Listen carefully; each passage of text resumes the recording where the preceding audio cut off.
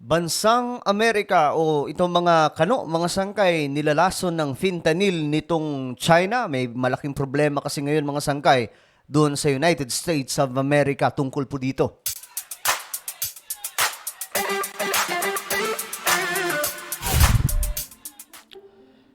Magandang oras po sa lahat ng ating mga kababayan, sa lahat po ng mga solid sangkay na nanonood ngayon.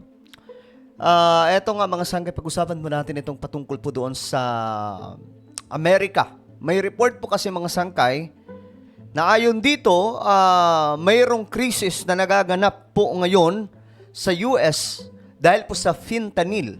At may kinalaman daw po dito yung China. So, anong nangyayari mga sangkay? But anyway, bago tayo magpatuloy, pakisubscribe po muna yung ating YouTube channel.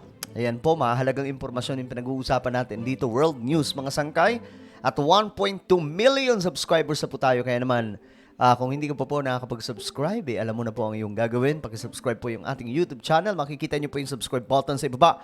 Pindutin nyo lamang po yan, tapos i-click nyo yung bell at i-click nyo po yung all. At sa mga nanonood sa Facebook, syempre, follow nyo po yung ating Facebook page. Ngayon, ito na mga sangkay. Meron pong balita ngayon. Ito. Ayon po dito, Chinese government may kinalaman umano sa nangyayaring fentanyl crisis sa United States of America. So ano nga ba mayroon mga sangkay? Para lang magkaroon tayo ng kaunting impormasyon. Sa US kasi, may mga katulad po na ito. Check nyo po. It's a normal afternoon on the doorstep of San Francisco's main government building. Kung titingnan nyo sila mga sangkay, akalain mo mga sabog. Yan talaga, hindi lang akalain, mga sabog na sabog. Dahil po yan sa fentanyl. Ayan po, sa US po yan. Marami po ang nahuhumaling dito mga sangkay, no? Ayan, highlight natin. Marami po ang nahuhumaling at ngayon mga sangkay, ayan po ang nangyayari. Marami po sa mga tao doon, ganito ang situation. Sa kakalsadahan po nila. At sa totoo lang, yan na po ngayon ang ang bagong Amerika. Kaya nga po itong si Donald Trump, kung titingnan po natin, yung kanyang slogan, lagi po niyang sinasabi na, Make America Great Again. Ngayon mga sangkay, ito na, balikan po natin. Mamaya, pwede natin pasadahan to. Basta ito po mga sangkay, ito po yung addiction na nagaganap dahil po sa fentanyl. Okay?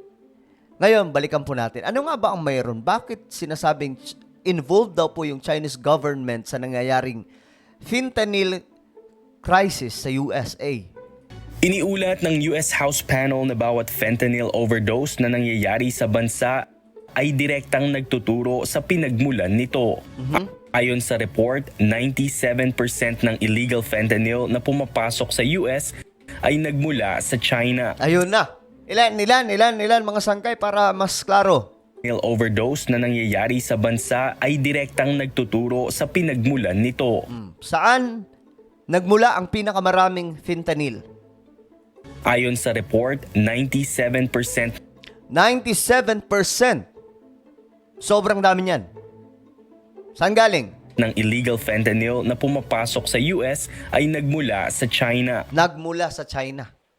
So, ang ibig sabihin, mga sangkay, itong China na naman ang may ginagawang kalokohan sa US kung kaya't dumarami yung mga katulad po neto. Ayan o, tingnan nyo po. A snapshot of America's fentanyl crisis. Tingnan nyo mga sangkay, yan po yung... It doesn't just look stark. An average of one Ano mo yung mga zombie kung titingnan mga person sangkay. every 10 hours dies in this Ayan o, city tingnan nyo mabuti. of a fentanyl overdose. It's often here in the drug-ravaged Tenderloin district.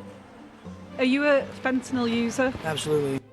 I've been an opiate addict for probably 10 years. Trevor used to inject heroin, but fentanyl, he says, is a different beast. And O yan. At least may idea na po tayo, what is that? What is fentanyl, mga sangkay? I think marami naman po nakakaalam dito. Especially naging issue nga po ito sa Pilipinas, mga sangkay, no? Ngayon, ito. Ang China ay involved sa mga illegal na pumapasok na fentanyl. Ngayon, Ano ba ang ginagawa ng China? Sinasadya ba nila ito mga sangkay para nang sa ganun lalo pong magkaproblema ang bansang Amerika? Sinabi pa ng mga investigador na na-access ng mga ito ang website ng Chinese government na nagbibigay ng incentives o subsidy sa mga Chinese drug makers, partikular na ang fentanyl precursor at So sinasadya nga po ng gobyerno ng China na gumawa ng ganitong klaseng pagpapadala mapunta sa US. Para ano mga sangkay? Para magkaroon ng mas malaking problema ang bansang Amerika. Yan po yung parang ang dating kasi parang ito po yung ginagamit na taktika ngayon ng United States ng China para magkaroon ng chaos sa USA. Ayun may nangyayaring fentanyl crisis. Hindi ibig sabihin na mga sangkay hindi po ito kasi ang pagkakaalam po natin pwedeng mag-take neto kung advice ng doktor. Kaya nga lang yung iba daw, di umano mga sangkay, naa-addict. Na-addict sila. Kaya ang nangyayari mga sangkay, eto po. Yan po ang resulta kung titingnan po natin.